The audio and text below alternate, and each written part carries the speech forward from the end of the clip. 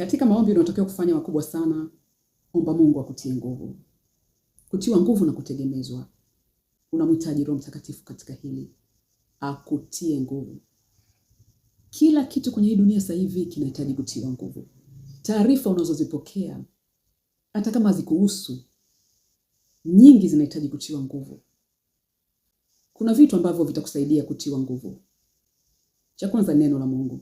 Ndio maana hapa nakuletea walau usikie tu kwa sekunde chache neno la Mungu. Ni very effective. Unahitaji masaa 3. Neno la Mungu. Usiache kusoma neno la Mungu.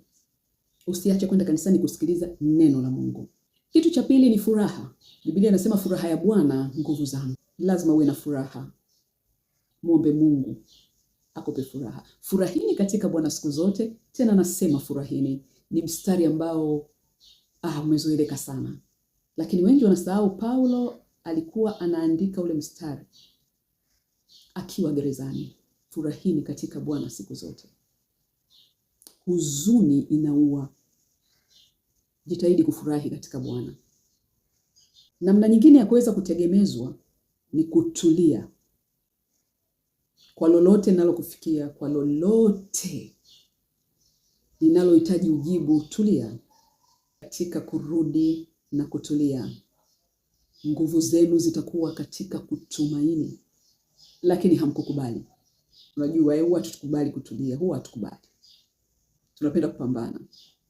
Tunapenda kurespond dakika hiyo hiyo.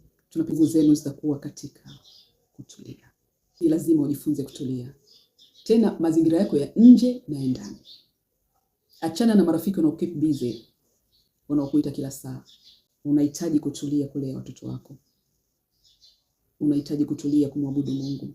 Na huko ndiko kwenye nguvu.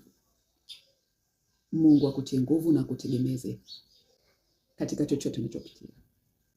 Remain blessed.